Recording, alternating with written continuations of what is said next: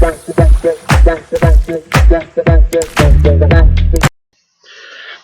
to Center Hice Productions. It is June 26th, 2023. This is my final mock draft before 2 days from now, the draft itself comes. We've got the reporting of the Bob McKenzie final draft picks on schedule to be discussed. Also some news in on the Pierre-Luc Dubois updates on Rumorville. And a couple of players on the Habs that are really being shopped around in Rumorland. We'll find out more about it in a moment. Please, first, down here, if you could, we'd really appreciate it. We're trying to grow. Let's try to get 100 views, 100 likes. That would be nice. Okay, so let's hit the likes and subscribe to let your family members know about it. Muchly appreciated. So we're going to start off my final predictions for this draft. And you know what? I debated because I gotta say I do kind of see Bob McKenzie is usually in the ballpark and can usually be one of the better lists to go with, I find, out of a lot of these different. There's so many different lists out there. However, I did like his list, and I do see that as being a way it really could go. However, I tossed and turned and thought about it and thought about it and thought about it. And I said, you know what? That last list I made, I'm not even going to change it. Because you know what? I stand by. I have a bad feeling that Montreal will pass on Michkov. And that's just my gut feeling. There's just been too much yakety yak about it. And it seems like in Rumorland, anybody close to the Habs seems to have inside tracks saying the Habs will not draft him. So, with that being said, I'm going to give you my list, and I'm really only concerned about the top 10. There's too much that can happen after that, to be honest. Everywhere else, this could jump. There could be people jumping from the second round into the first round, and vice versa, dropping down. So, we all know the sure thing, Connor Bedard's going to Chicago. That's hands down. Now, problem is, from 2 to 5, it gets tricky because of old rumors with Anaheim asking for offers on that second pick. And, you know, I can see Anaheim thinking this way because there becomes, they got two real good centermen, and Zegras playing at center. They seem to like that there, and I don't know if they want to disturb that and put him onto a wing, which is what they would have to do because I believe it's McTavish that's coming in or something, or that's playing, and he's also at center. So, with that being said, you get into trouble with that when they're that super talented. However, I still think they will hold on to that draft because I think they're going to want too much in return for number 2. So I still see them, and I know this could flip-flop. Truthfully, my opinion is Michkov should be number 2. He won't go number 2, but he should be because he's on the heels of Connor Bedard. And he's landslides ahead of Fantilli. But Fantilli will go number 2, only because of I almost think the drama that the press have made out of this, which, don't give me the crap. Let's be honest. Michkov is coming to the NHL. It's going to be 1 year longer than what most of these draft picks will be. They're usually going to be, except for Connor Bedard, for sure, and maybe Fantilli. Most of them are going to be, 2-year projects. So whoop-de-doo if Michkov's an extra year. By the time the Montreal Canadiens are ready, it's not going to be sooner than 3 years anyway. So the timing's going to be perfect by the time their kids have kicked into a better experience being under them and the roster being set up the way they want it to build. So anyway, number 2, Fantilli goes number 2. And like I say, we know there's question marks, but I still think I don't think they'll be able to get what they want. They want too much from the sounds of it. Number 3, Columbus. Again, there could be movement there. However, I think with Columbus, it's going to be a matter of jockeying. If someone wants to like throw in an asset and like let's use Montreal for example, that 31st pick and an asset, they might go for that to move up to 3. But do I think it's going to happen? No, I don't. And I honestly think Carlson goes number 3. I've been saying that all along. I'm quite sure that Carlson's number 3. I think these top 3 are uh, pretty etched in stone. It gets tricky at 4 and 5. However, remember, I do believe Mitchkov is the true number 2. But at number 4, I do, and I know here's the other rumor where the Sharks and the Habs have had talks. But let's be real. I think the Habs have had talks, and it just hasn't been reported on, probably with all the teams above them, just to see what the feel was for deals. But if we look at history for top 5s being traded, I think it's happened once in 30 years. So I don't foresee there being any changes or any movement. That's my thought. Not to say it can't happen. However, that's my thought. Now, at 4, I'd say the Sharks take Smith. That's just my theory. I think they need a center anyway. They need something in their offense, definitely, that's got some type of scoring touch. They need to rejuvenate that offense. And then at number 5, where, Mitchkov should be going, to the Habs, I think we make a mistake. And I'm sorry. There's nobody that's going to convince me that that's not a mistake, because anybody who doesn't take Mitchkov is making a mistake. This guy's got too much super talent. You're looking at, your Russian version. Remember, this kid was ahead of Bedard a couple of years ago. So we haven't gotten a really good view on him this year. So be careful. I think this race was too close. So truthfully, Anaheim should have taken him. However, if he drops to 5, the Montreal Canadiens have to take him. But they won't. I believe this is where they make an error. Now, it's not to say I do think there is good qualities in the guy they're going to draft. I don't think it's wise to bypass Mitchkov. That's just my opinion. There's too much of a drop-off, so you're going to be haunted if you don't take Mitchkov. Those top 5 players need to go by those top 5 teams. I don't care which order they go. That's where they need to go. Those 5 teams need to have those 5 players if none of them want to be haunted. Now, I believe Leonard goes to Montreal. However, what's his name? Rodenbacher has been from the American team. He's that defenseman. There's been a lot of rumor there too. So I think it's almost a toss-up between those two. Going to Montreal, it's Leonard or Rodenbacher, but I'm going to say Leonard because I prefer that choice.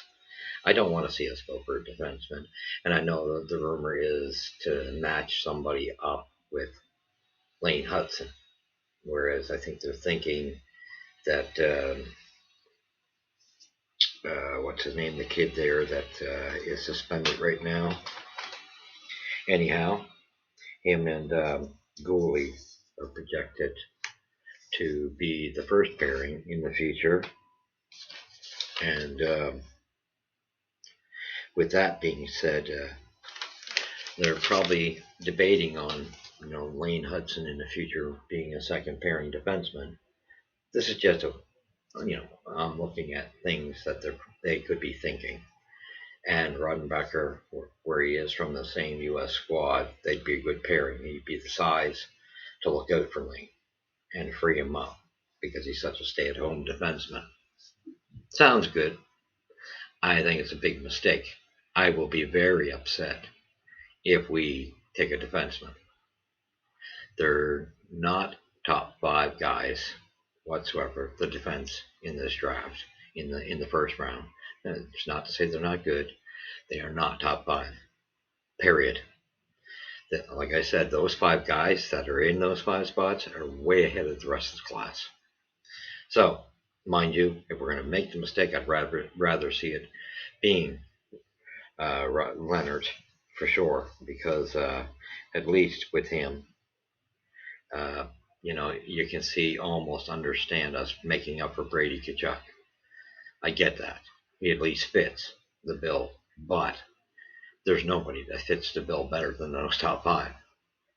We need an Aslan, because that's really the true last. I mean, you can say Kovalev, but at the same time, Kovalev had his up and down. Consistency wasn't there. Mats Naslund was a consistent superstar. And that's the last guy we really had that was consistent. And it's due. This is the time we got to jump on this. God knows when we're going to see this good of a draft again. So that's my thought on the top 5. Then we go to the 6, and I'm only really concerned about the top 10. And this is where I see things happening, and there could be a little bit of fluctuation.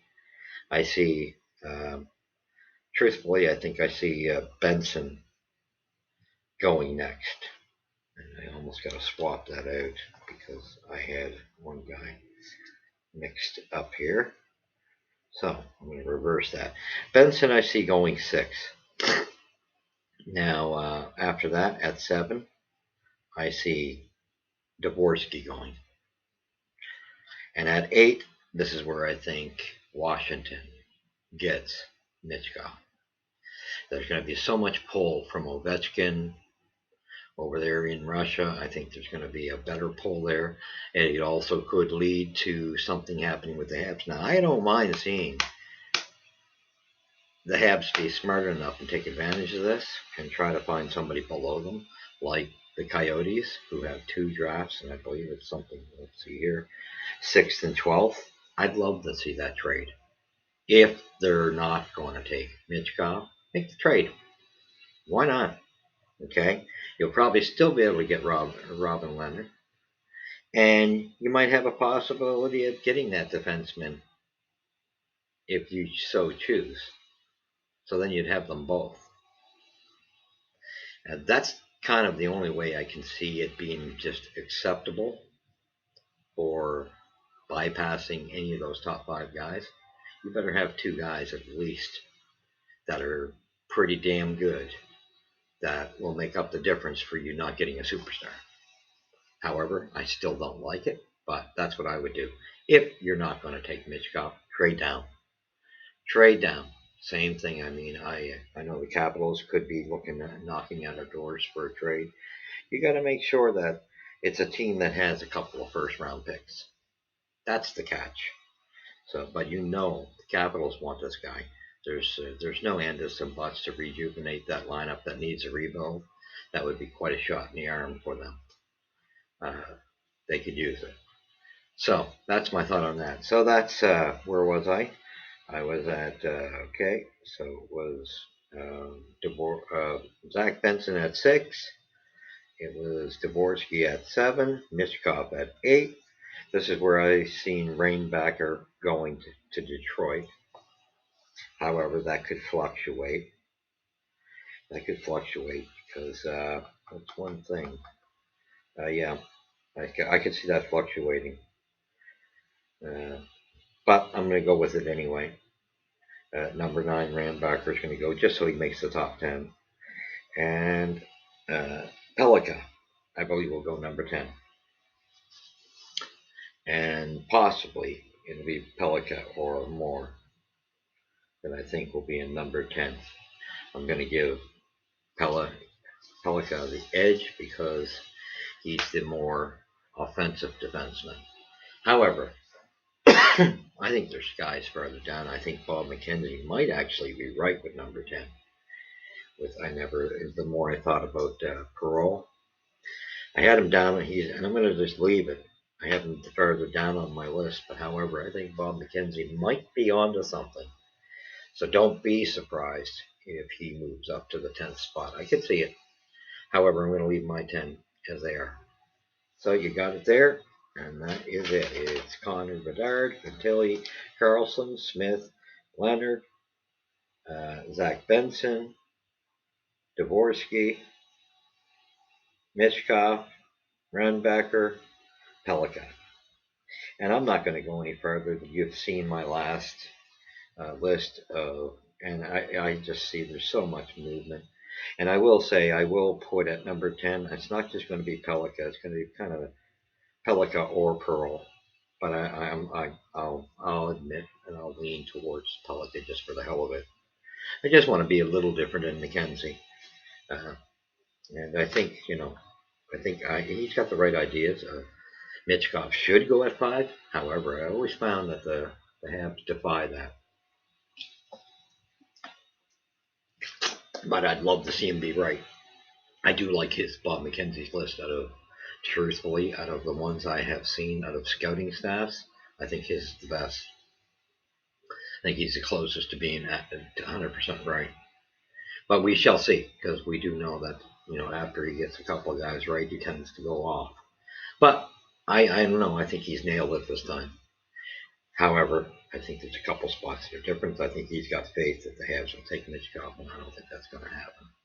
Anyway, so that ends my mock draft, and it's just the top 10 I wanted to focus on, because I think there's too much fluctuation after that there's going to be so much movement.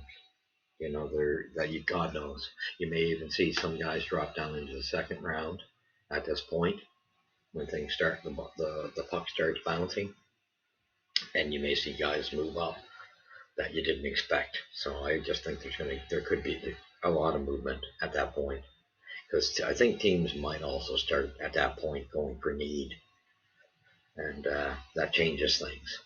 So that being said, the next topic we've heard, and I'm so damn tired of this topic. God help us. God help us. And I'll say, here we go again.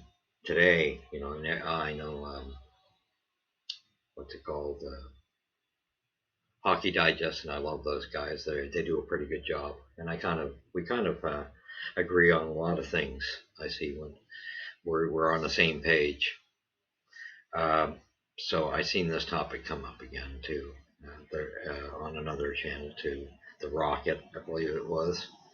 This Pierre-Luc Dubois thing comes up again today, and I think, unbelievably, I'm so sick of this rearing its ugly head against. And to me, it's reporters wanting to stir the mix one more time, because everything's congested here. Something's going to give. I hope to God. I hope we stay clear of this. It's now rumored that we're one of the two teams that we're kind of pushing forward now a bit more. It was looking like LA was going to take them. And I still think LA is closer unless we get stupid. And if we get super stupid, we're going to end up giving way too much up. We don't have. We're still loaded with a lot of third liners, so they're going to want more from us. Whereas LA has got some proven second liners at least, and a possible first liner. So I think it's a better fit for him to go to LA, and that's what I'm praying for. However, Montreal's been rumored, and I believe that came from Frank Saravelli, and that was Habs connected, reported on it as well. And I get a kick because they really give this guy quite the bonuses on rumors. I don't put him at that esteem. I'm sorry, Darren Dreger for me is the top guy out of the insiders for getting things right, and then Freeman is number 2. After that, guys just to me are less accurate and just kind of run off the 2 guys above them. So that's my theory. So to me, I'm not sold that Frank Saravelli is that accurate. That's my opinion. So I disagree. So anyway, rumor is that the Habs are back interested in the ball game. I sure as hell hope they don't. And I got attacked, in the comments section on somebody's network. One gentleman didn't like my comments on Pierre-Luc Dubois. But here's the funny thing: he slammed. And I don't understand the mentality of people attacking each other. Wait, nobody's got a right to an opinion. I'm going to tell you something, son. You might have attacked me, but I'm going to tell you what. I gave you your response, and I did it respectfully. But I'm going to tell you, At least I can say the facts backed what I said. No, Pierre-Luc Dubois wasn't the best Winnipeg Jet in the playoffs. Pierre-Luc Dubois, if you would have done your homework, showed up for the very first game. That was it. After that, he fell into the minuses and became non-seen and actually detrimental to them. Him and surprisingly Kyle Connor. So don't give me the crap, Mr. Man. I'm not even going to name you. I believe it was one of the followers. I think it was on Junkies or Tropicanas following. Anywho, it doesn't matter. I think it was more. I think it was on Junkies more so. Just one of the followers there got saucy about it and how Pierre-Luc Dubois was their best playoff. He was the only one hitting bullshit. You didn't watch the series, if that's what you're telling me, son. Use facts when you want to talk about it, and don't attack people because you're attacking the wrong guy here. I'll tell you right now. One thing I do is my research, and number two, I don't back down to anybody. So if you think that I got intimidated, you are so wrong. Okay? Let's clear that air. But I don't like people like you who are saucy just for the sake of being saucy and you don't respect others. That is unacceptable.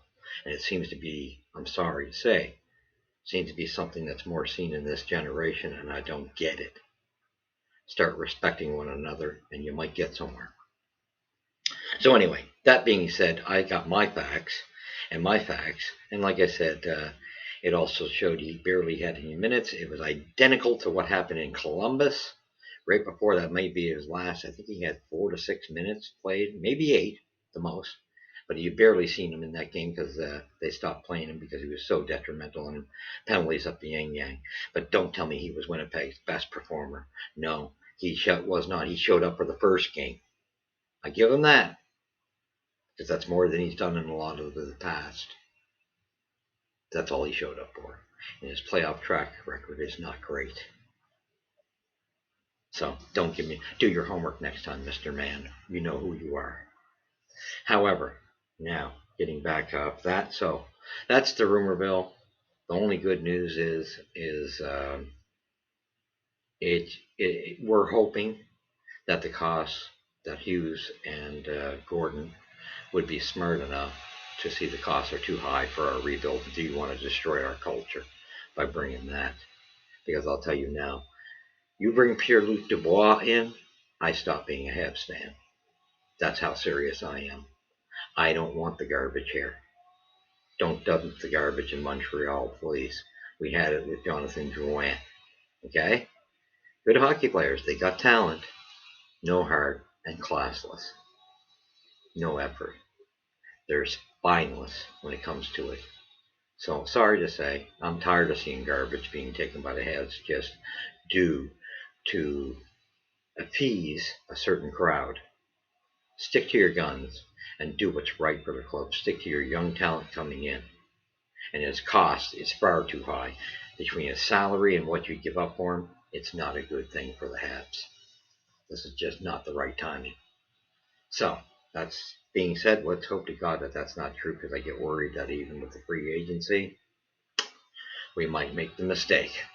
And I'm hoping to God that they don't cave, because this guy's going to be $9 million plus, and he does not deserve more than Nick Suzuki and Cole Caulfield.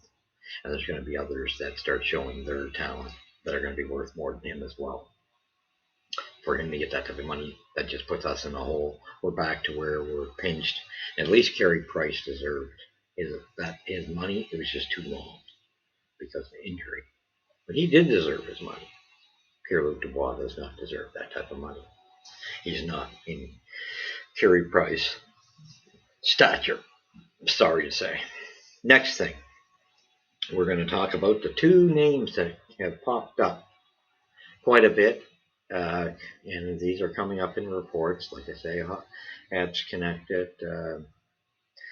I also believe it came up in the Rocket as well.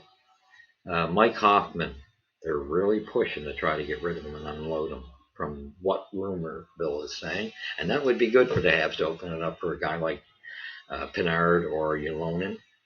Elonen, sorry, one of the two. Let's give these kids the spots instead of a guy who's got no heart and is soft and kills you in the plus minus end. The defensive game ain't there, so why not move him? Even if, and you know what? Since it's the final year of his contract, why not? Even if you have to pay half the salary, go for it. It's not going to kill you. I mean, he's got to be somebody that goes by the trade deadline anyway. So if you can dump him off, go for it. I think it'd be wise. Even offer up his services to a team. Get yourself a future consideration and offer up to pay half of his salary and him. Send it over for a future consideration. But I think that even if you have to give him away, I am at this point, just get him out of there. It's only the final year. At 4.5, it's not going to kill you. So you pay half of that. Next, so that would be good news if we can unload that. Next is Joel Edmondson is also being rumored that the Habs are pushing. Habs management are pushing to try to get a trade done with him as well. Well, he's Mr. I like Joel Edmondson. My big problem with him, we will never see the best Joel Edmondson healthy-wise because once you get back injuries, 2 years back to back, clearly showing he's got major back problems. But he could help a team that's pushing into playoffs with his experience and having a Stanley Cup under him. I still think a team like Pittsburgh, it's perfect because he would rejuvenate Jeff Petrie. Those two getting back together, I think they'd be a good second pairing for Pittsburgh. That's my thought. That's where I think he'd be perfectly suited. So anyway, the word is, and I do think he would help a team for a playoff push. So that being said, that's the two names, and I hope they both come to pass.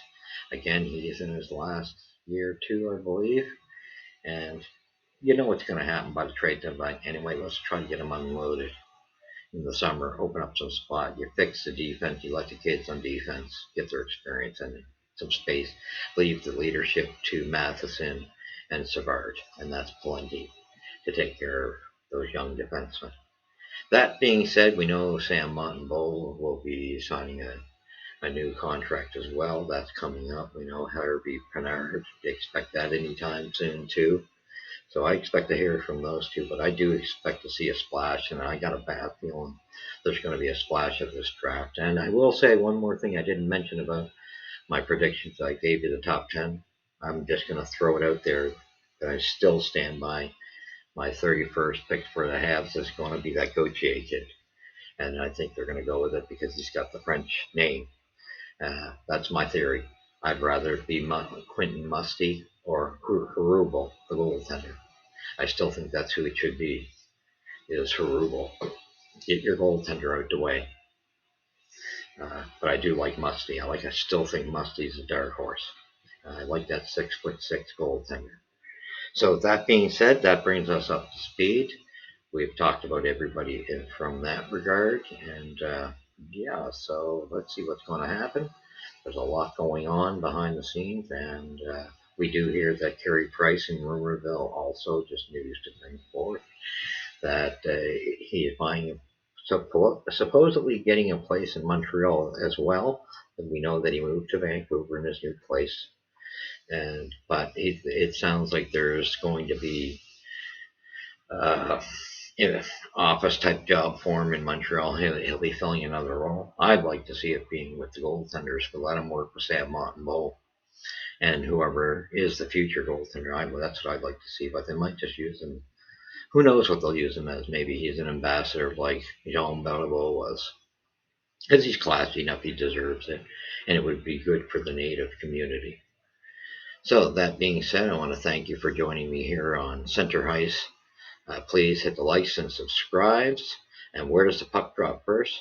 Here at Center Hice. God bless you. See you.